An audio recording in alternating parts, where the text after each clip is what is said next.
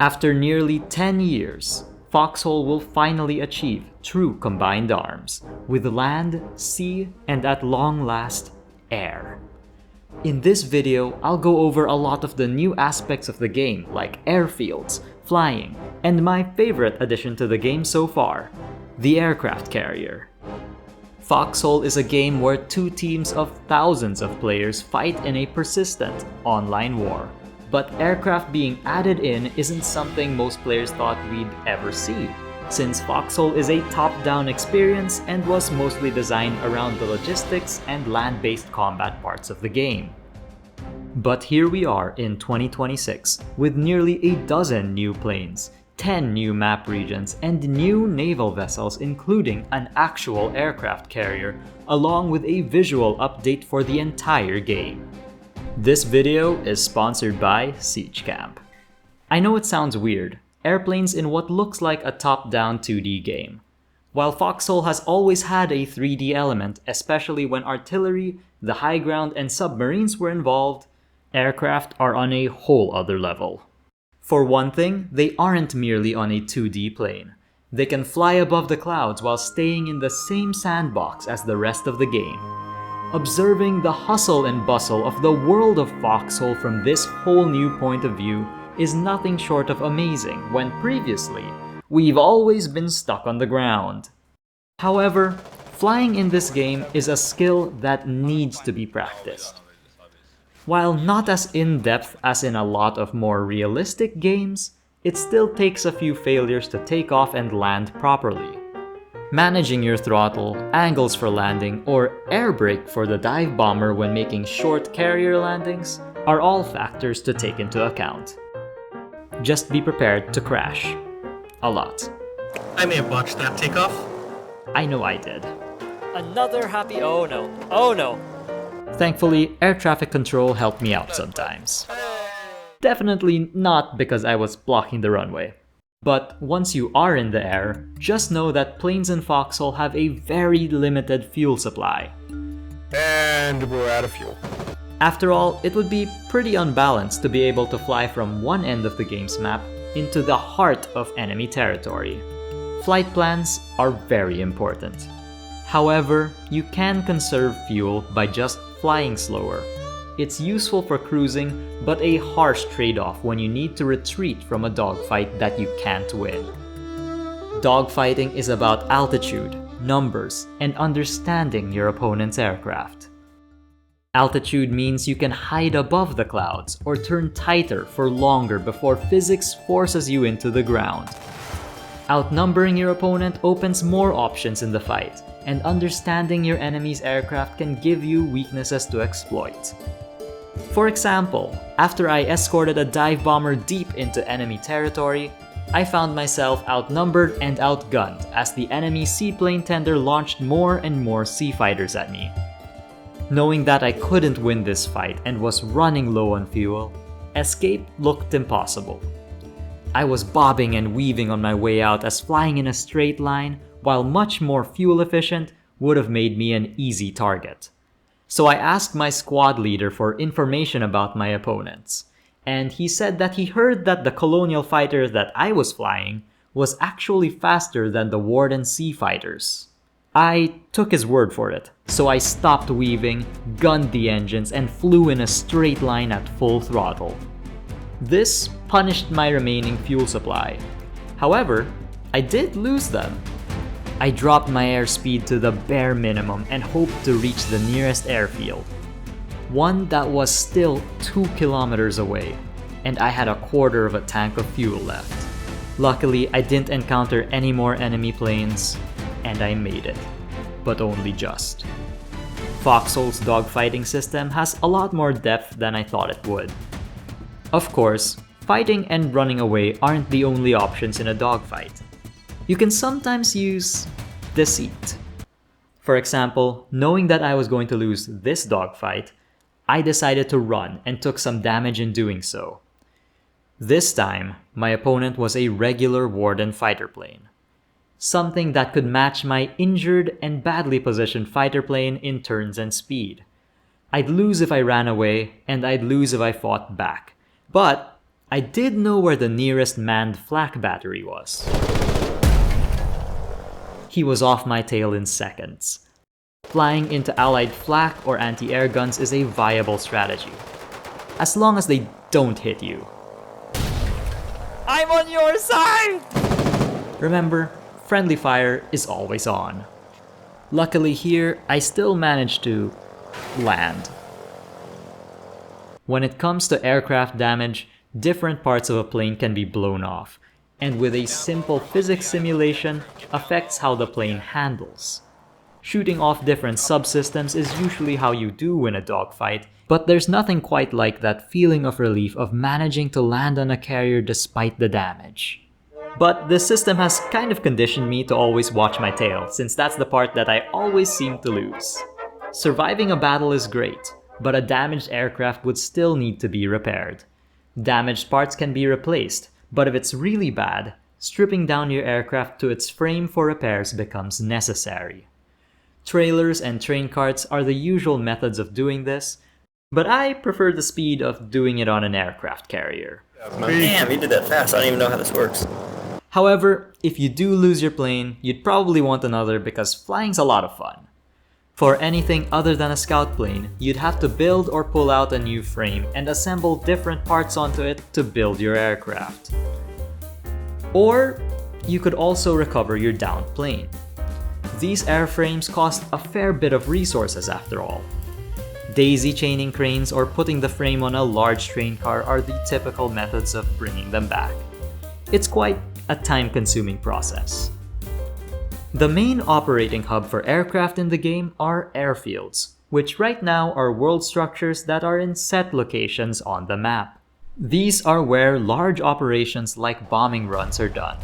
Of course, with a healthy dose of air traffic control to prevent accidents on the runway. Airfields have three main components: an aircraft hangar, an aircraft depot, and the runway. An aircraft hangar is where scout planes are built, and occasionally are a really nice place to hide during an air raid. An aircraft depot is where planes are stored and assembled, and the runway is where aircraft normally take off and land.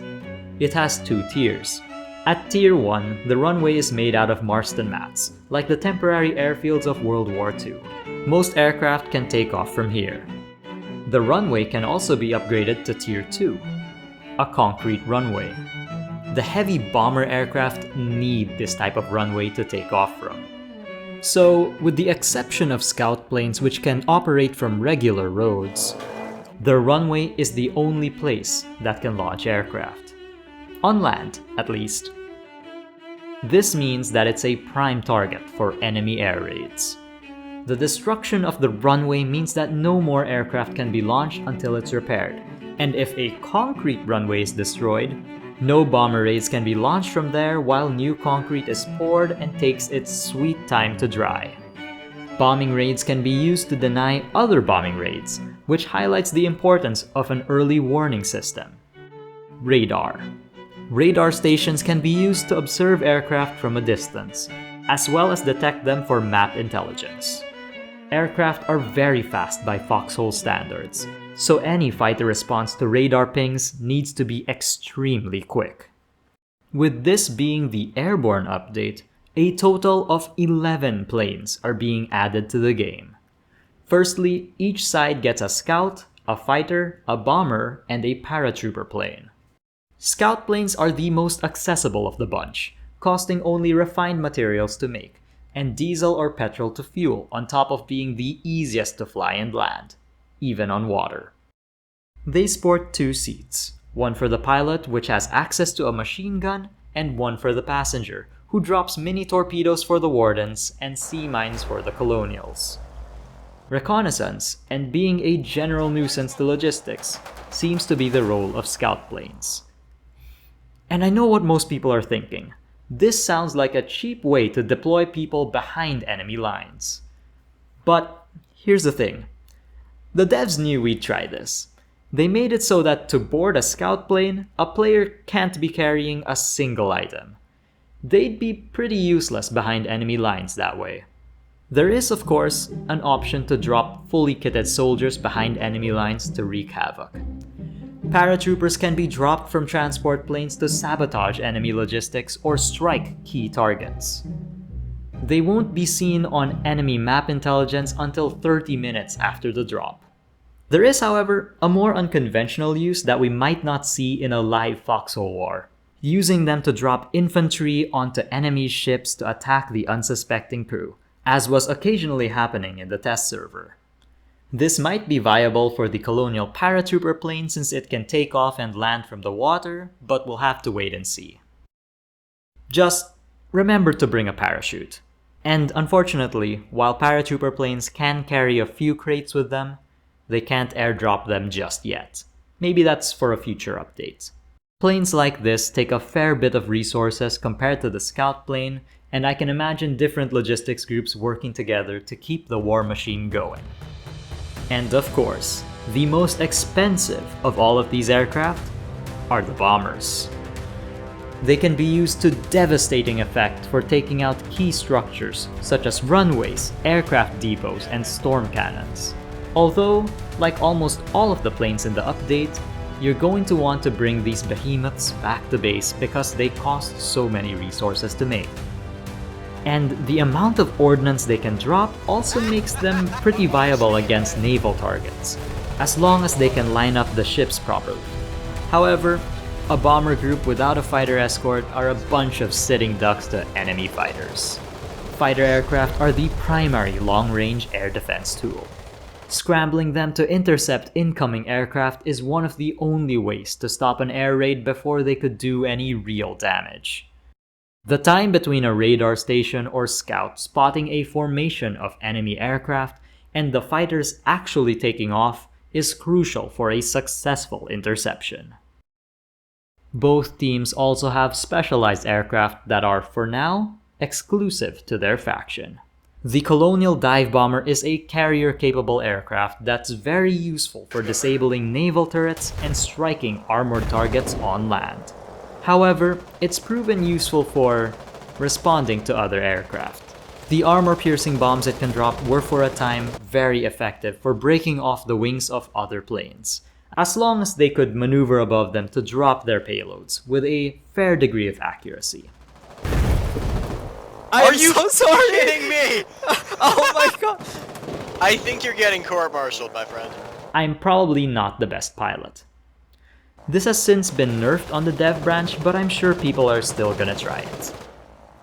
The Wardens, on the other hand, have two faction-specific aircraft, both focused on naval warfare. The torpedo bomber can drop 2 Moray torpedoes at unsuspecting naval targets. While the torpedoes do a little less damage than their submarine launch counterparts, they can still create what are called large holes in naval assets, which create a torrent of flooding within unanchored large ships. Luckily for the Colonials, with this update, large hole mechanics were changed so that they could be repaired at sea. But that doesn't mean that they aren't a pain to deal with, forcing a ship's crew to switch roles to damage control, on top of disabling the functionality of flooded sections of a ship. Sending fighters to intercept these flying submarines before they reach their target is crucial for naval crews, which could make Colonial aircraft carriers incredibly valuable for reconnaissance and interception. We'll just have to see how it shakes out in a live Foxhole war. While the Colonials have a flat-top aircraft carrier, the Wardens got a seaplane tender, a ship capable of servicing seaplanes such as the Warden Scout Plane and the Warden Sea Fighter. The Sea Fighter can, as the name suggests, land on water. It has some limitations compared to a regular fighter aircraft as a consequence, but could prove to be a nuisance for island logistics. With how aircraft could shift the game when it comes to naval operations, any naval sorties are going to require air cover once the technology for more advanced aircraft is unlocked in the later stages of a Foxhole war. While operating aircraft for this role from nearby airfields is the typical idea, this significantly cuts down on their airtime in the operation zone, as they would have to spend time flying back and forth from the airfield to rearm and refuel. Colonial aircraft carriers and Warden seaplane tenders could drastically increase the loitering time of their aircraft. The Colonial carrier is something I never thought I'd see in Foxhole, and was a massive surprise to see for the first time. But operating the aircraft carrier is fairly different from every other ship in the fleet. Its primary armament are the 20 aircraft it can store in its stockpile, not including any aircraft placed on deck. A lot of new crew roles are necessary on this ship. While the typical damage control team, driver, spotter, and engineer are all still necessary, new roles such as deck crew, aircraft manager, pilot, and air traffic control officer replace your typical weapons crews on other large ships. Requesting landing. 1/5 Land tank. on the bow. Land on the bow. Gotcha. Approach from the southwest. Copy. Three No, no, no. tabs in there. You have to pick the right tab. Okay. It's the middle. The deck crew immediately serviced my plane. The deck crew is responsible for servicing aircraft on deck. This means refueling, rearming, and if necessary, simple repairs. The aircraft manager mans the station in the rear of the ship, assembling aircraft on the elevator, or disassembling them on deck for repairs or storage. They can replace parts very quickly. They are also responsible for clearing the deck of any stranded aircraft. Air traffic control ensures the smooth operation of the flight deck, avoiding traffic jams, telling pilots which side of the carrier to approach and land from, as takeoffs and landings generally can happen on either side of the ship. Understanding which planes need to be serviced first, and diverting pilots to other airfields if necessary. But pilots, please, you need to request for landing. Plane, yep. Oh, no. Plane. Yeah, this is why you ask ATC. No, I apologize. Yeah. I mean, It's okay. You got caught. It's okay, just stop the throttle. Of course, as usual, all of these roles perform double duty. The air traffic control officer is usually also in the ship's spotter seat, so they can see incoming and outgoing aircraft more easily. Damage control and manning the anti-air emplacements are also very fluid parts of the crew. And of course, the actual pilots, running combat patrols, intercepting threats before they reach the carrier, striking targets, general reconnaissance, and of course, taking off and landing on deck are the responsibilities of pilots. However, it bears a fair bit of weight. Landing on a carrier is much more difficult than landing on a regular runway. Oh, wait, did I? What? Oh, no. Oh my god, I'm alive. A perfect landing. It's a much smaller target, and a lot more can go wrong on takeoffs and landings. Here's a short list. You could miss the deck. You could land on the elevator. You could accidentally strike an anti-air gun that was facing upwards. Your wing could smack into the tower. You could crash into other aircraft on deck. You could fly too low and hit the back of the carrier. You could misjudge how much runway you need to take off. You could be rising to the deck on your aircraft via the elevator, only for an enemy bomber to drop ordnance on the carrier. You could get strafed by an enemy fighter right before you enter the cockpit. You could be told to divert your landing just as you're making your approach. You are to approach from the front. It's too late. It's too late. What disaster. And of course, a bomber could be illegally parked on deck while you're landing. This is rather inconvenient. In the testing server, we lost many planes to training, but eventually pilots do get it. It's a learnable skill. It'll probably be an expensive task to train pilots in a live Foxhole war.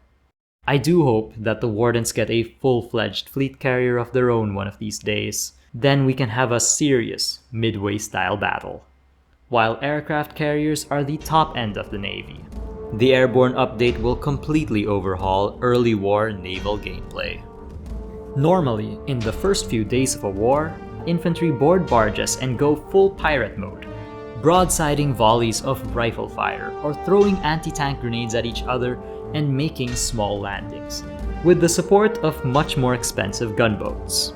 The developers of Foxhole have since stated their displeasure of what we called battle barges. So, they decided to give us better options. Costing only basic materials like a barge wood, a swath of new early war small boats were added to the game. Anti-air boats that double as anti-infantry boats, medium-sized ships, siege boats, a new light freighter, and a mine layer with an update to sea mines, allowing them to be placed on the surface of the water now, and an update to the colonial gunboat, are going to add a lot of variety to the early war naval gameplay of Foxhole. Before the tech tree advances to unlock large ships, spraying down scout planes, punching through breachable coastal defenses, and setting minefields, are some of the new factors to involve in early naval warfare operations. But I'm still pretty sure that we'll use the battle barge in one form or another. Sorry, DevMan. Foxhole is also getting a graphics overhaul with a focus on upgrading the graphics without increasing the requirements to run the game. The grass is literally greener. But in addition to the new ambiance, 10 new regions are being added to the game, and I'm a little bit biased towards the colonial ones. They look amazing, and this one spot already got nicknamed San Francisco on Dev Branch, and I can see why. In addition, one new continent was added to either side, with the fingers being part of one of these new regions. Naval invasions might look a lot more interesting in the future. Oh, and there's a new pillbox too, I guess. And with that, Foxhole Airborne will launch on the 9th of February. See you on the front lines.